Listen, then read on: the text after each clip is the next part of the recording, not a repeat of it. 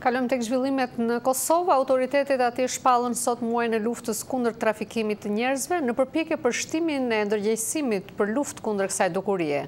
Sipas autoriteteve, përmasat e këtij krimi po rriten dhe vetëm gjatë 8 muajve të parë të këtij viti janë kryer mbi 600 operacione, gjatë të cilave janë shpëtuar 10 viktima, mes së cilave edhe 14 vjeçare. Të ndjekim kronikën nga Prishtina të korrespondentit ton atje Leonat Shehu.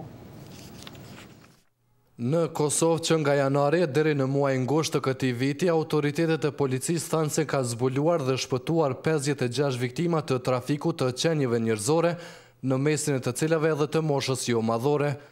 Këto të dhëna u bën publike me rastin e fillimit të muajit të luftës kundër trafikut të qenieve njerëzore në përpjekje për shtimin e ndërgjegjësimit për luftën kundër kësaj dukurie, që vlerësohet si një nga sfidat e rënda në përballjen me krimin në Kosovë. Kryeministri i Kosovës, Hashim Thaçi, tha se trajtimi i kësaj dukurie kërkon qasje të veçantë për shkak të natyrës së ashpër dhe të ndërlikuar. Megjithse pas vitit 1991 Kosova ka shënuar një progres të dukshëm në drejtim të forcimit të rendit, sigurisë dhe reformimit institucional, trafikimi me qenjet njerëzore ekziston si një nga format e veçanta të krimit të organizuar, me pasoja dhe rrezikshmëri të lartë për shoqërinë dhe shtetin e Republikës së Kosovës dhe rajonin. Adresimi dhe trajtimi i trafikimit me qenie njerëzore për shkak të natyrës së saj komplekse kërkon një vëmendje dhe qasje të veçantë. Ambasadori amerikan në Prishtinë, Tracy Jacobson, duke u referuar raportit të Departamentit Amerikan të Shtetit mbi këtë dukuri, tha se Kosova po bën përpjekje, por ende të pamjaftueshme për të luftuar këtë formë të krimit. The State Department's 2012 Trafficking in Persons Report highlighted prosecutions as an area. Raporti i Departamentit të Shtetit për vitin 2012 vën në pandjekjen penale si dobësi në përpjekjet e Kosovës kundër trafikut me qenie njerëzore.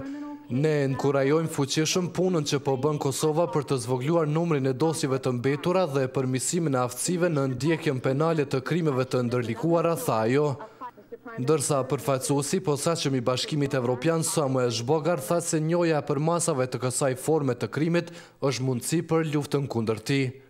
Recent assessments show that Kosovo has been becoming not only a country of origin and transit. Vlerësimet e fundit dëshmojnë se Kosova është jo vetëm vend i origjinës dhe vend kalimtar, por është edhe destinacion i trafikimit ku shumica e viktimave janë vendase.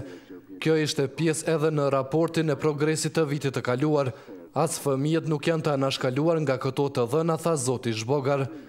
Ministri i Punëve të Brendshme, Bajram Rexhepi, tha se përmasat e kësaj dukurie dëshmojnë edhe nëpërmjet operacioneve të drejtorisë së posaçme të policisë për luftë kundër trafikut të qenieve njerëzore. Kjo drejtori vetëm në periudhën janar-gusht 2012 ka realizuar 610 veprime operative hetimore.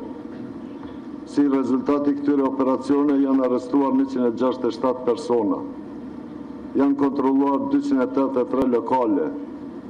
Prej tyre 28 janë mbyllur dhe janë identifikuar 56 viktima. Fatkeqësisht, prej tyre 9 janë të grupmoshës së re 14 deri në 17 vjet. Raportet ndërkombëtare përfshirë edhe ato të Departamentit Amerikan të Shtetit flasin për shumë forma të egra të shfrytëzimit të viktimave të trafikut, qoftë për lypsi e punë të detyruar, por edhe ndjekje të rrugëve vështirë të luftueshme të këtij krimi. Për Zërin e Amerikës, Leonat Shehu, Prishtinë.